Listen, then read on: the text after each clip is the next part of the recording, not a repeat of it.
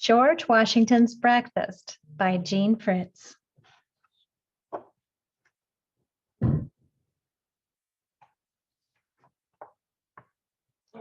George W. Allen was proud of two things, his name and his birthday.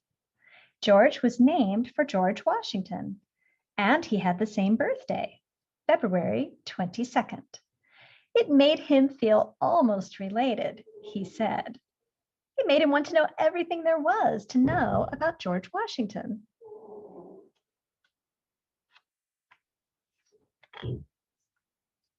Already he knew quite a lot. He knew that Washington was a general and lived in Virginia and was 6 feet tall and married to Martha and was the first president of the United States. He knew that Washington rode 2 horses in the war, Blueskin and Nelson, but Nelson was his favorite because he was so steady in gunfire.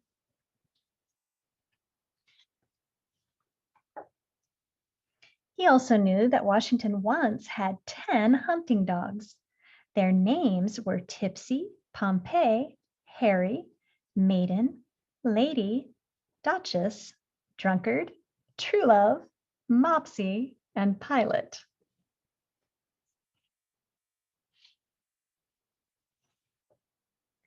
Then one day at breakfast, George Allen thought of something he didn't know. George's mother and father had gone to work, and his grandmother was frying eggs at the kitchen stove. "Grandma," George said, "what did George Washington eat for breakfast?" "Search me," his grandmother said. "That was before my time." She put a plate of fried eggs in front of George. "And don't you expect me to help you find out either." George's grandmother knew what George was like. When George wanted to find out something, he didn't rest until he found out. He didn't let anyone else rest either. He did just what his grandfather used to do: ask questions, collect books, and pester everyone for answers. And George's grandmother wasn't going to fool around now about breakfasts that were over and done with 200 years ago. Besides, there was the spring house cleaning to do. George punctured the 2 fried eggs on his plate. "Well," he said, "if I find out, will you do one thing for me?" "What's that?" "Will you cook me George Washington's breakfast?" George's grandmother looked at the clock on the kitchen wall. "George," she said, "you'll be late for school." "But will you?" George insisted. "Will you cook me George Washington's breakfast?" George's grandmother was still looking at the clock. "I'll cook anything," she said, "as long as you hurry." After school that day, George Allen went to the library. Miss Willing, the librarian, smiled when she saw him come in the door. "I wonder what that Allen boy wants to know now," she thought. George walked up to the desk. "Miss Willing," he said, "do you know what George Washington ate for breakfast?" Miss Willing could hardly remember what she'd had for breakfast that morning. But like George, she liked to find out answers. Together, George and Miss Willing went to the encyclopedia and looked under W, Washington, George. The encyclopedia said Washington was born in 1732, married in 1759, elected president in 1789, and died in 1799. It told all about the years when he took trips and fought battles and did other important things, but it didn't say what he did every day. It didn't mention his breakfasts.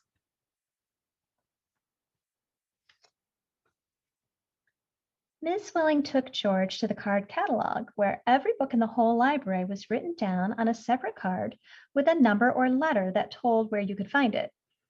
George liked opening the little drawers of the catalog and finding the right drawer and flipping through the cards until he found what he wanted.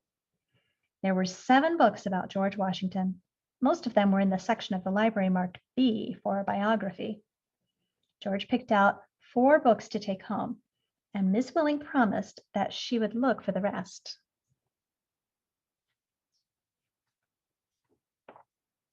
That night, after supper, George gave his father a book to read, and he gave his mother a book to read. "Don't look at me," his grandmother said. I said I'd cook, but I wouldn't look. So George kept the other two books for himself. All evening, George and his mother and father read. George was very excited when he found out that Washington liked to count things. George liked to count things too. George had counted how many steps there were between his house and the school. And there was Washington back in the 1700s counting steps too. It made George feel more related than ever. The book said that once Washington figured out there were 71,000 seeds in a pound of red clover and 844,800 seeds in a pound of red rivergrass. But there wasn't a word about Washington's breakfast. And the way George figured it, Washington must have eaten breakfast more than 24,000 times.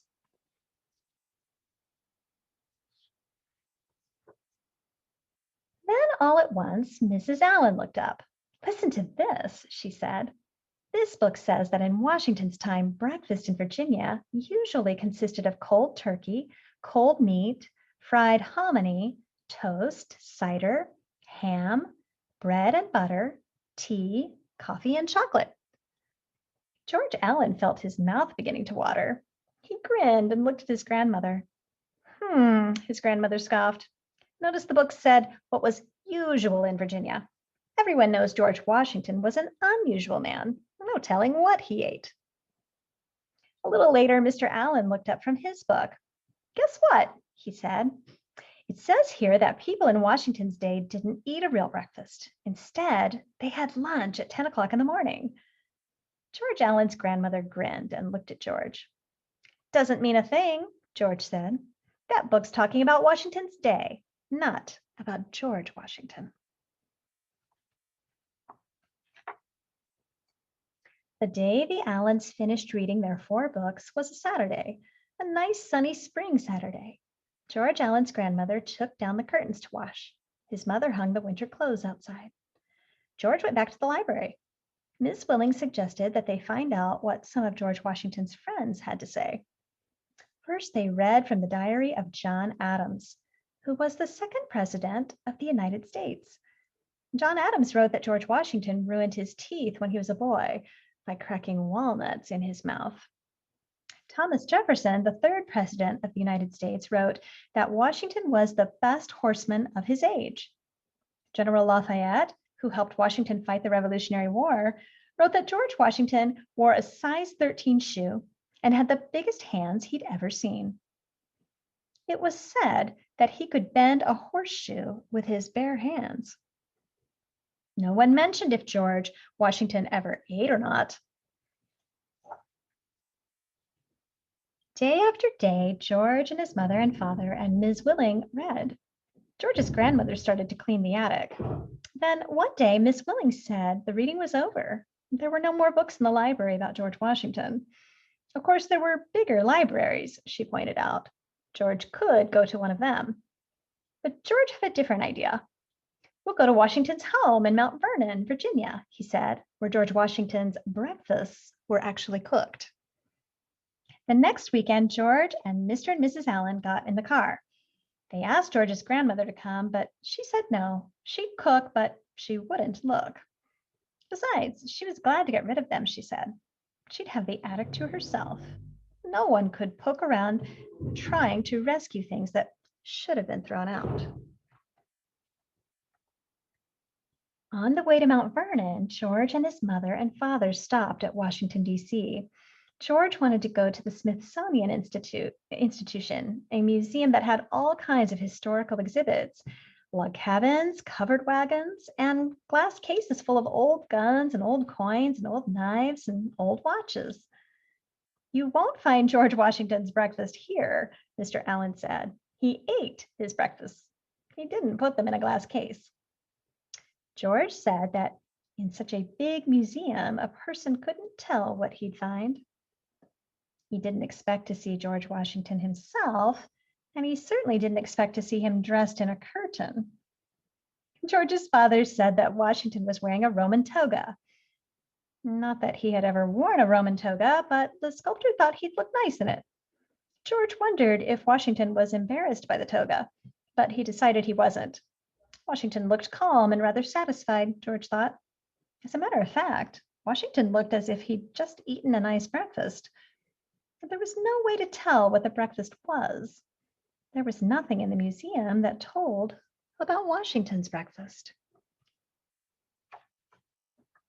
Still, George did see the uniform that George Washington wore on December 23rd, 1783, when he resigned from the Army. It was a black and tan uniform, and it had white ruffles and brass buttons. Every place George looked, there were brass buttons down the front of the jacket, on the vest, at the back of the neck, on the sleeves and pockets, on the tails of the coat, and at the knees. George walked all around the uniform and counted the buttons. There were 64 brass buttons. Then George walked back to the statue. I bet you and I, he said, are the only ones in the world who ever counted up all those buttons.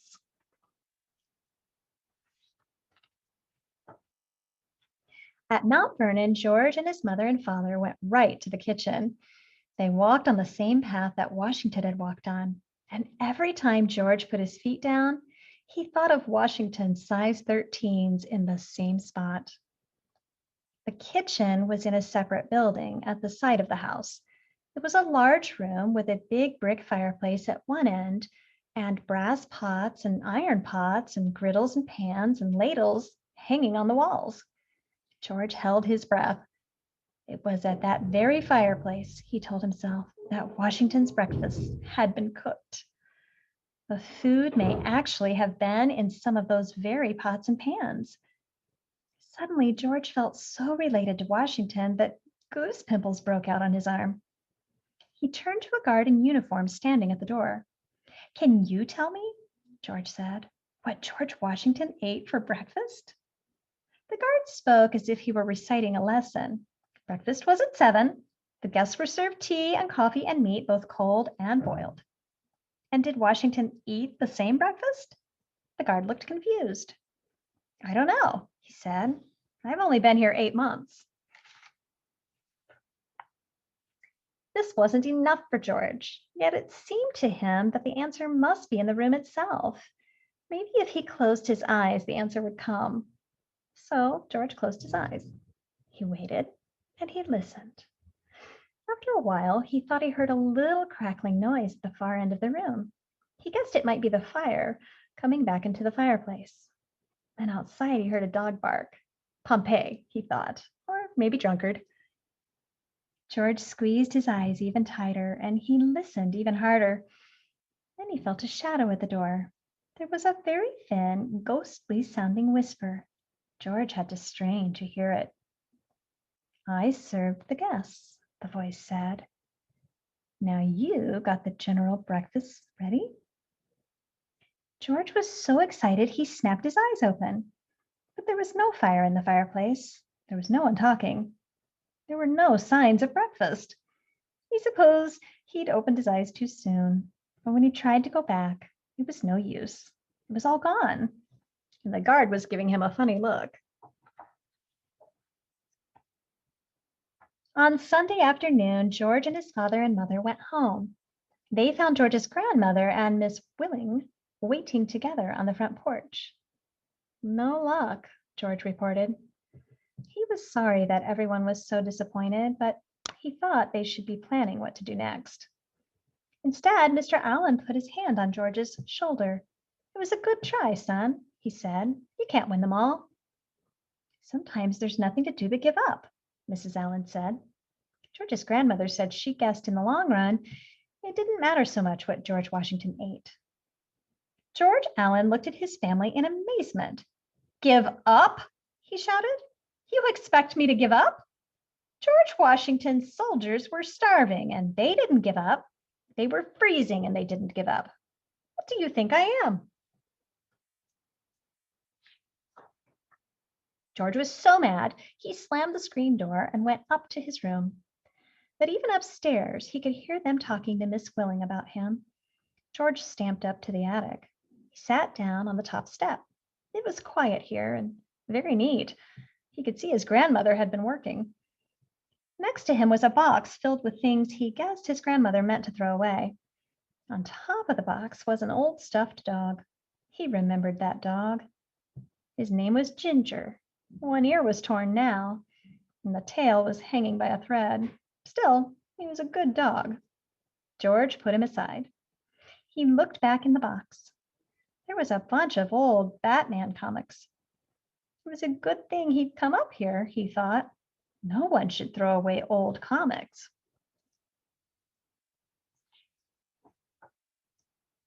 Under the comics, George found a book. It was an old book, torn and beat up looking, probably his grandfather's. And it seemed a shame to throw it away. The American Oracle, the book was called, and it was written by the Honorable Samuel Stearns, whoever that was. George whistled as he turned the pages. This Honorable Samuel Stearns thought he knew everything. He told you how to choose a wife, how to kill bed bugs, and how to keep from getting bald. He named the birds of North America, 140, and he listed all the famous earthquakes since the year 1763 earthquakes. Then there was a chapter called The Character of Washington. George looked back at the title page where he knew he would find the date that the book was published. 1791, he read. Samuel Stearns was living at the same time as Washington. George turned back to the chapter on Washington. Well, Mr. Stearns, George said, if you know so much, kindly inform me about Washington's breakfast. Washington, Mr. Stearns wrote, raised 7,000 bushels of wheat and 10,000 bushels of corn in 1 year. Okay, George said. That wasn't the question. Washington, Mr. Stearns continued, is very regular, temperate, and industrious, rises winter and summer at dawn of day. Then what? George asked. He breakfasts about 7, Mr. Stearns wrote, on...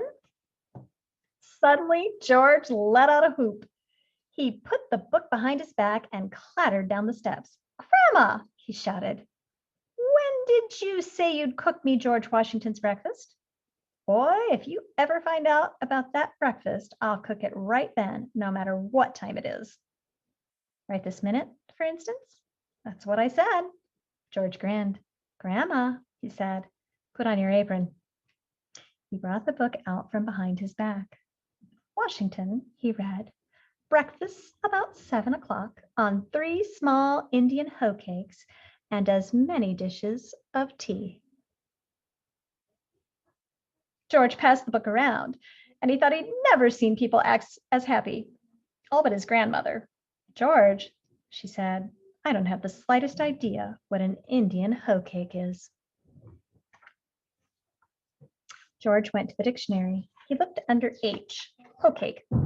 A cake of cornmeal and water and salt baked before an open fire or in the ashes, originally on a hoe.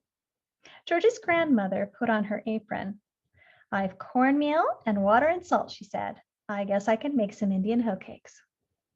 George's father built a fire in the fireplace. George's mother filled the kettle with water for tea. George said he'd go down to the basement for a hoe, but his grandmother stopped him. You don't want me to cook these things on a hoe, do you? She asked. That's what the dictionary says. The dictionary says originally. That means when hoe cakes first came out. I expect they'd been around quite a while before Washington's time. George wasn't sure. He wanted to do it right. Did you see a hoe in Washington's kitchen? George admitted there was no hoe there. All right then, his grandmother said. Did you see any black iron griddles? George said that he had. That's what we'll use, his grandmother said. She mixed cornmeal and water in a bowl. She added salt. Then she shaped the mixture in her hands to form little cakes.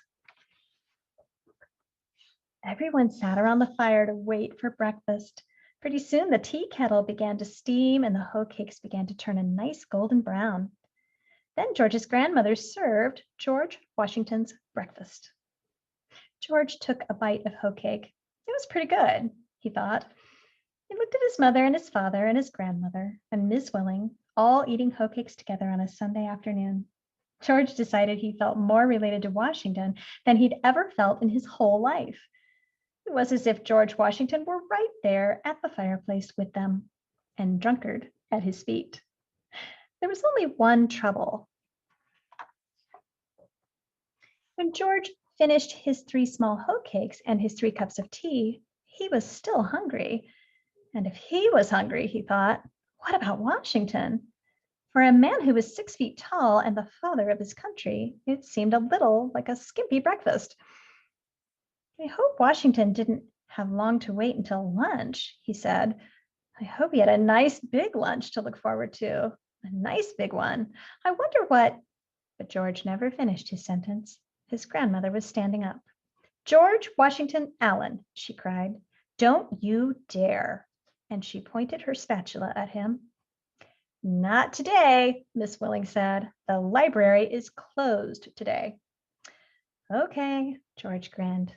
Not today.